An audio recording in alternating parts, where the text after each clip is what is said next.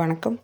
இன்றைக்கி நான் உங்கள்கிட்ட ஷேர் பண்ணுற கண்டென்ட் என்னென்னு பார்த்தீங்கன்னா, இந்த டீனேஜ் கேர்ள்ஸ். அதாவது நாமளும்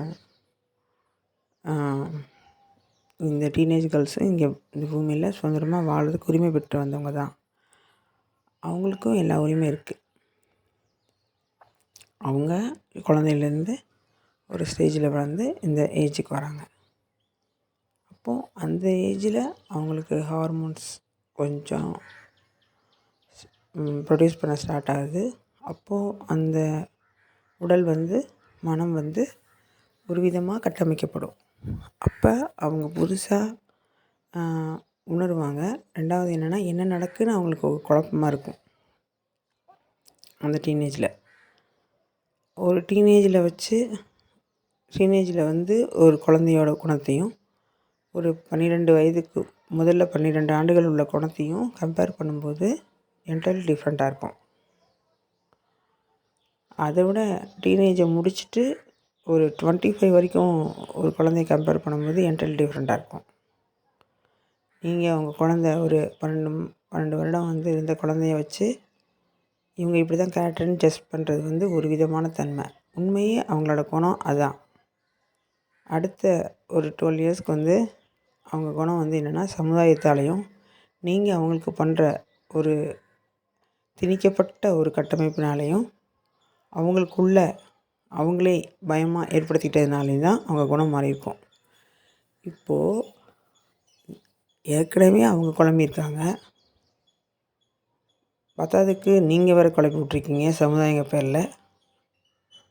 அதை தாண்டி வீட்டில் பேரண்ட்ஸு நீங்கள் எவ்வளோ வாழ்க்கையில் கட்டமைக்கப்பட்டு வந்தீங்களோ, ஒரு அருமையான வீட்டிலேருந்து நீங்கள் அம்மா அப்பா இருந்தீங்கன்னா, ஒரு பணம் படைத்தவராக அப்பா அம்மா இருந்தீங்கன்னா, இல்லை ஒடுக்கப்பட்டு உரிமையெல்லாம் எடுக்கப்பட்ட ஒரு குடும்பத்துலேருந்து அப்பா அம்மா இருக்கீங்களா, வாட்டெவர், இப்படி ஏதாவது ஒரு பிரச்சனையிலேருந்து வளர்ந்த ஒரு அம்மா அப்பாவுக்கு பிறந்த ஒரு குழந்தையாக இருந்தால் அந்த குழந்தை அதையும் சேர்த்து எடுத்துக்கிட்டு வளரும். அப்போ அந்த டீனேஜுக்கு வரும்போது இந்த குழந்தை பல்வேறு கட்ட சோதனைகளை தாண்டி தான் வருது. அந்த நேரத்தில் அவங்க வயசவோ அவங்க குணத்தவோ ஜட்ஜ் பண்ண முடியாது. ஃபார் எக்ஸாம்பிள், அந்த டைமில் ஒன்று சொல்லுவாங்க. அந்த டீனேஜில் அந்த 19, 18 வயசில் ஒரு குழந்தைக்கு ஒரு ரெக்கையும் ஒரு சவப்பட்டியும் கொடுக்கப்படுது. அந்த குழந்தை எப்படி வளருதோ, எப்படி பயன்படுத்துதோ அது அதை பொறுத்து தான் அப்படின்னு சொல்லுவாங்க. சவப்பட்டி எதுக்கு? அது நல்ல மாதிரி வாழ்ந்து போகலைன்னா அது இறந்து போனதுக்கு தான் சமம். இல்லை உயர்ந்த தன்மையோட ஒழுக்கத்தோடையும் அந்த வயசுக்குரிய கல்வி, அந்த வயசுக்குரிய நல்ல குணங்கள், இந்த மாதிரி உடல் மனத்தெல்லாம் சமநிலைப்படுத்துகிற மாதிரி ஒரு சூழ்நிலை இதெல்லாம் அமைஞ்சிச்சுன்னா அது ஒரு ரெக்கை. அது வானத்தில் சுதந்திரமாக பறக்கிற மாதிரி. ஸோ இது ரெண்டையும் கொடுக்குறது சொசைட்டி தான். சேம் டைமில் அந்த குழந்தைக்கு ஒரு பிராப்தம்னு ஒன்று இருக்கணும். ஒரு நல்ல அப்பா அம்மா, நல்ல சூழ்நிலை, நல்ல ஃப்ரெண்ட்ஸ் அமைகிறது, நல்ல டீச்சர்ஸ் அமைகிறது, இதெல்லாம் ஒரு கொடுப்பனை.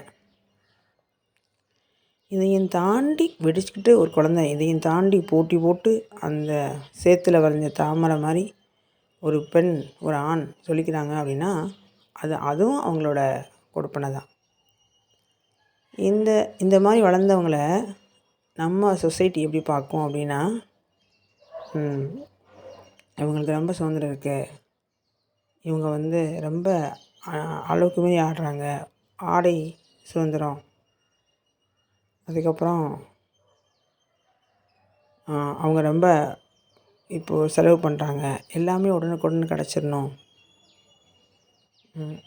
எந்த கஷ்டமும் படாமல் ஒரு விஷயம் கிடச்சிடணும், கற்றுக்கிறதும் லேர்ன் பண்ணுறதும் ஈஸியாக கற்றுக்குறாங்க, அதே மாதிரி விடுறதும் ஈஸியாக கண்டுக்காமல் விட்டுறாங்க.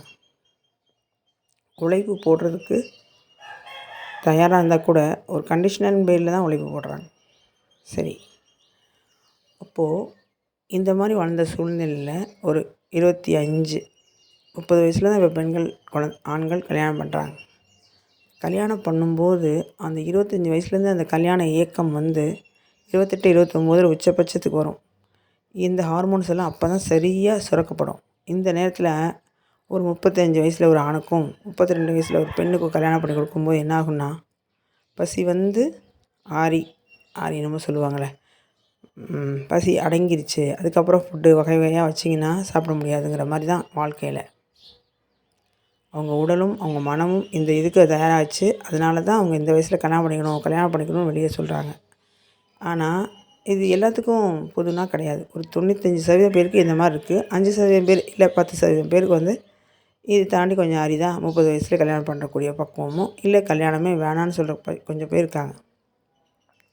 இது எதுக்கு இந்த டாபிக் பேசுகிறேன் அப்படின்னா, இப்போ இருக்க பெண்களுக்கு எந்த மாதிரி வாழணும், எந்த மாதிரி செய்யணுங்கிறது சுத்தமாக தெரில. கல்யாணம்னா என்னென்னு தெரில. கல்யாணம்னா என்ன தெரியுமா? அந்த ஒரு ஆளை பிடிச்சிருவாங்க. அது லவ்வாக இருக்கட்டும், அரேஞ்ச் மேரேஜாக இருக்கட்டும், பயங்கரமாக கிராண்டாக ஒரு ஃபங்க்ஷன்.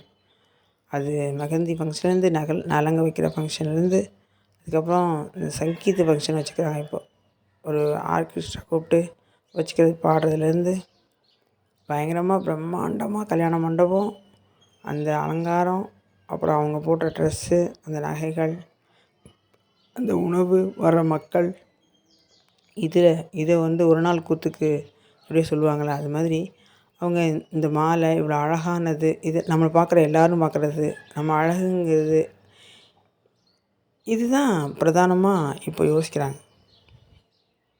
நல்லா யோசிப்பாருங்க. இருமணம் இணைஞ்சிச்சு அப்படின்னா, இந்த நேரத்தில் எனக்கு ஒன்று ஞாபகத்துக்கு வருது. திருமணங்கள் சொர்க்கத்தில் நிச்சயிக்கப்படுகிறதுனா ஏன் கோர்ட்டு வாசலில் அது முறியடிக்கப்படுகிறது அப்படின்னு சொல்லி ஒரு லைன் ஞாபகத்துக்கு வருது. அப்போது மனிதர்கள் வந்து என்ன வாழணும், என்ன வேணும்னு தெரியாமல், இப்போது வடக்கு கலாச்சாரங்கள், ஏன்னா சீரியல்லாம் பார்க்குறாங்க.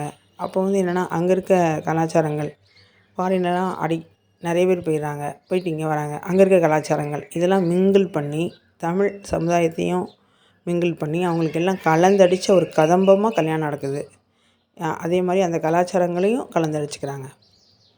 இன்க்ளூடிங் இந்த சாந்தி முகூர்த்தங்கிற நிகழ்ச்சி கூட இன்னொரு பப்ளிக்காக ஒரு வீடியோவாக போட்டுருவாங்க போல்ருக்கு.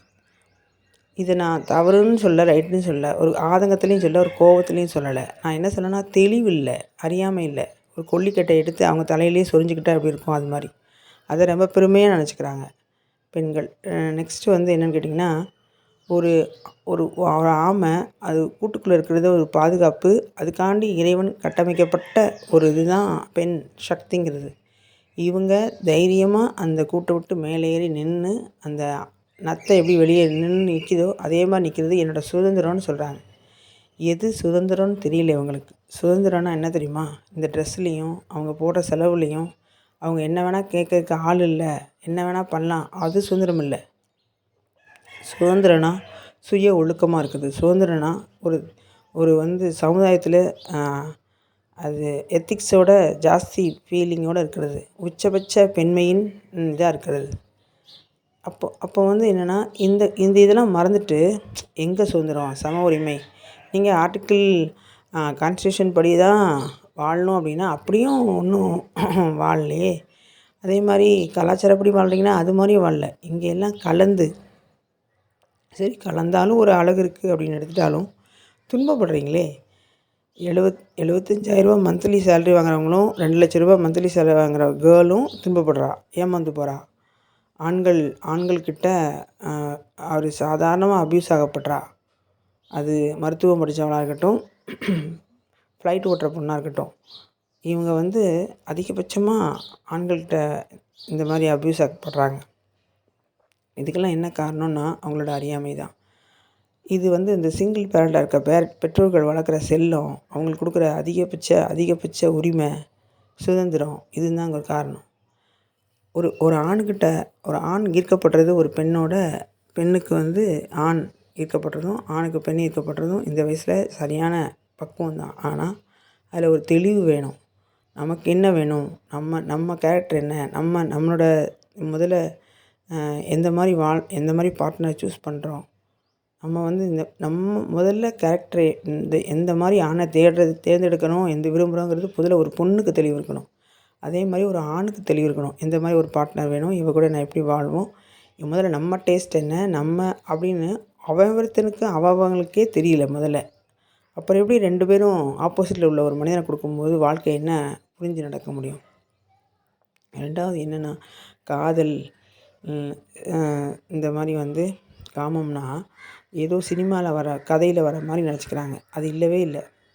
அவங்க வந்து 3 மணி நேரத்தில் அவங்க மொத்த வாழ்க்கையும் வாழ்ந்து முடித்ததை நீங்கள் அந்த அந்த 3 மணி நேரம் வாழ்ந்துட்டு அந்த அந்த போகிற அந்த கேரக்டருக்காண்டி நீங்கள் அதே மாதிரி நமக்கு நடக்கணும், ரியல்லே நடக்கணும், அது ரியல்னு தெரிஞ்சால் கூட மனம் வந்து ஏற்றுக்காமல் அதிலே போய் லயிச்சு ஒரு கற்பனை உலகத்துக்குள்ளே ஆண் பெண் வாழ்ந்து அந்த கற்பனைக்குள்ளே இருக்க மனிதரை நீங்கள் காதலுங்கிற பேரில் எதிரில் உள்ள மனிதர்களை கேட்டு ஒரு ஆஃப்டர் மேரேஜ் உள்ள பெண்களுக்கு என்னென்னா சைல்டுஹுட்டில் என்ன நடந்துச்சோ அந்த டீனேஜில் என்ன நடந்துச்சோ அந்த விஷயங்களில் அவங்க ஏக்கம், தோல்வி, புறக்கணிப்பு, அவமரியாதை, அலட்சியம் பண்ணப்பட்டாங்கன்னா அது அப்படியே உள்ள ரணமாக இருந்து பிஃபோர் மேரேஜ் என்ன ஆகுதுன்னா ஆஃப்டர் மேரேஜ் தான் இந்த வெளிப்படுது. பிஃபோர் மேரேஜ் தான் வந்து உங்களுக்குள்ளே இந்த ரணமாக இருந்தது. ஒரு ஆண்கிட்ட அந்த இதை காமிக்கிறீங்க. உங்கள் கற்பனையில் உள்ள மனிதரும் அவருக்கு காதலுங்கிற பேரில் ஒரு மனிதரை போட்டு உங்களுக்குள்ள அந்த கற்பனை மனிதரோடு வாழ முடியாமல் வெளியில் உள்ள மனிதரோடையும் வாழ முடியாமல் பெண்கள் வந்து ரொம்ப குழம்பி போயிடுறாங்க. சுதந்திரம்னா அவங்க போடுற ட்ரெஸ்ஸு, அவங்க பேச்சு, அவங்க சிரிக்கிறது, அவங்க திறமை, இதெல்லாம் தாண்டி இது ஒரு அழகு அப்படின்னா அதில் மென்மையும் ஒரு அழகு. அதையும் ஒரு பெண் புரிஞ்சுக்கணும். ரெண்டையுமே கலந்து இருந்தால் எப்படி 2 கலாச்சாரங்களை எடுத்துக்கிட்டாங்களோ அதே மாதிரி ரெண்டுமே ஒரு வீட்டில் வரும்போது ஒரு பெண்ணு, வெளியில் இருக்கும்போது ஒரு ஒர்க் பண்ணுற ஒரு உமன் அப்படிங்கும்போது அந்த 2 கேரக்டரையும் அவங்க முதல்ல புரிஞ்சுக்கணும். பெண்ணை யாரும் ஒருத்தர் முதல்ல புரியக்கூடாது. முதல்ல அவள் புரிஞ்சுக்கணும். ஒரு கதை சொல்லுவாங்க. சீதா வந்து ஒரு அந்த காட்டுக்கு போகும்போது கோடு போட்டாங்க.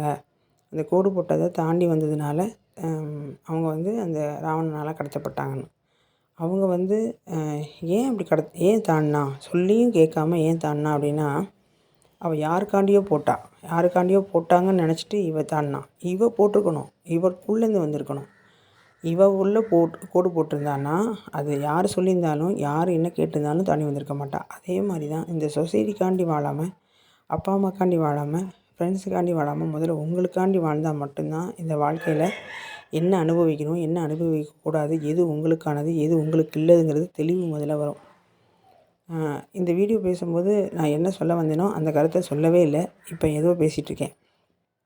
ஆக மொத்தம் டீனேஜ் பெண்கள் இப்போ இருக்க எதிர்பார்ப்பையும் இதையும் கற்பனையும் கழட்டி வச்சுட்டு அது காதல் இல்லை, அது உண்மையான காதல் கிடையாது. காதல்னால் அன்கண்டிஷனல் லவ். ஒரு காதல்னால் இப்போது எப்படியாவது பழி வாங்குறது இல்லை. உன் முன்னாடி இன்னொருத்தனை காமிச்சு ஒரு காதல்லையே ஒத்து வரலன்னு வச்சுக்கோங்களேன். அந்த காதல் அது உண்மையாக இருந்துச்சுக்கும் பட்சத்தில் அது வந்து அதை பழிக்காது, இதாகாது.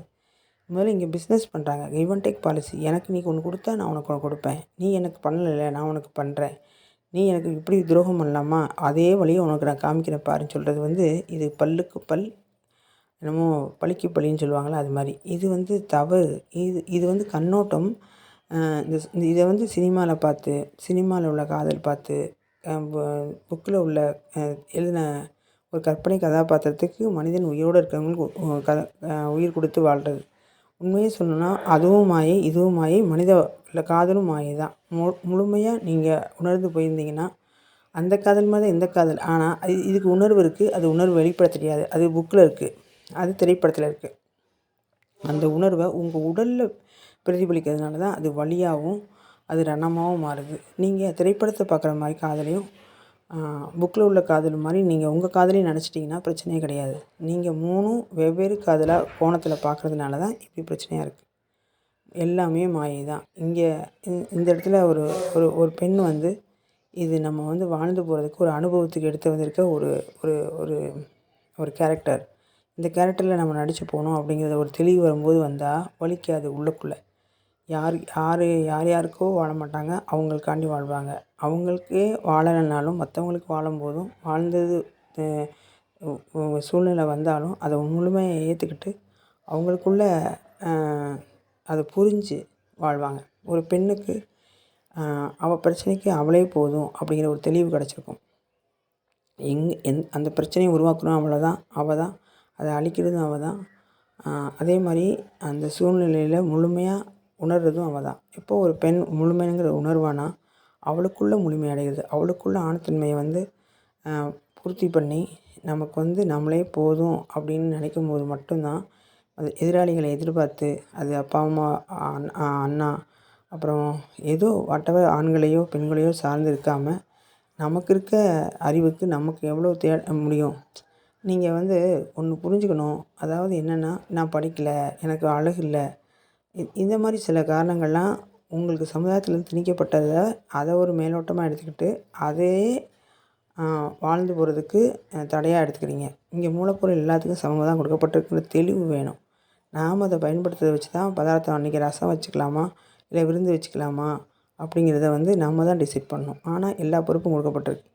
நல்ல யோசித்து பார்த்திங்கன்னா உங்களுக்கே தெரியும். ஆனால் மேலோட்டமாக எனக்கு இல்லை, எனக்கு இப்படி இறைவன் கொடுத்துட்டான் அப்படி செஞ்சாங்கன்னா, அந்த உங்கள் கொடுப்பனைன்னு ஒரு உணர்ந்தும் போதும், ஒரு ஊழ்வினைங்கிறத உணரும் போதும், ஒவ்வொரு வினைக்கும் சமமான எதிர்வினை உண்டு அப்படிங்கிற ஒரு தெளிவு இந்த இடத்துல வேணும். இதுதான் கர்மா டிசைன்னு சொல்கிறோம். ஸோ இந்த தெளிவு இருந்தாலும் நம்மளே அறியாமல் செஞ்ச தவறு, தெரிந்தும் தெரியாமலும் செய்த தவறுகளுக்கும் நம்ம தான் விளைவாகணும் அப்படிங்கிற ஒரு புரிதல் வந்தோடனே அதை எடுத்துக்கிட்டு இயல்பாக கடந்து போகிறதுக்கு சக்தி நமக்கு கிடைக்கும். அப்போது ஒரு ஒரு 1 lakh இல்லை அட்லீஸ்ட் ஒரு 50,000 வாங்குகிற ஒரு கேர்ள் எல்லாமே அனுபவிச்சிருப்பா. அவளுக்கு வீட்டில் செல்லம், சொசைட்டியில் எல்லாமே. ஆனால் ஃபிசிக்கலாக ஒரு ஜென்ஸ் தேவை. அவன் கூட வாழும்போது அவன் ஒரு பொம்மை மாதிரி ஒரு மிஷினாக தான் வாழணும் அப்படிங்கிற நிர்பந்தத்துக்கு ஆளாக்கப்படுது. சேம் டைமில் அந்த கேர்ள் வறுமையில் எதுவுமே இல்லாமல் இருக்கும்போது பணம் படைத்த அதே மாதிரி 2 lakhs வாங்குகிற ஒரு ஜென்ஸ் அவளை ஒரு பொம்மை மாதிரி தான் நடத்துகிறான். ஸோ இங்கே புரிதலே இல்லை. ஏன் கல்யாணம் நடத்தப்படுது, ஏன் காதல் கொடுக்கப்பட்டிருக்கு, ஏன் இந்த உடல் தேவைகள் கொடுக்கப்பட்டிருக்கு அப்படிங்கிற ஒரு புரிதலே இல்லாத போது எதுக்கோ கல்யாணம் பண்ணுறோம், திருமணம்னா என்னன்னே தெரில அப்படிங்கிற சுச்சுவேஷனில். அப்போது முதல்ல திருமணம்னா என்ன, இதெல்லாம் தெரிஞ்சுக்கிறது என்னென்னா, ஏன் தெரிஞ்சுக்கணும், கல்யாணத்துக்கு அப்புறம் பார்த்துக்கலாம் அப்படின்னு நினைக்கிறோம். நான் என்ன சொல்லேன்னா, ஒரு வாழ்க்கையிலேயே திருமணத்துக்கு முன் திருமணத்துக்கு பின் ஆகும்போது எவ்வளோ இம்பார்ட்டன்ஸ் கொடுக்கணும்.